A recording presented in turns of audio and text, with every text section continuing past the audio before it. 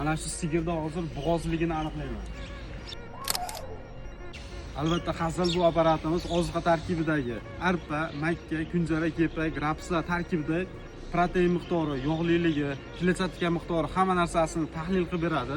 Oziqani tarkibini bilish juda ham muhim. Ratsion tuzishda bizga apparatimiz juda ham kerak bo'ladi.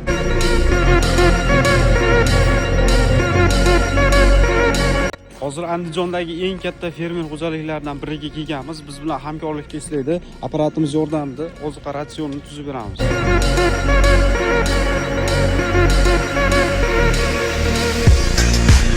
Agar chiqarib olsa, beti 48-50 ga yaqinlashadi. Eng jирности 1%. Shurut.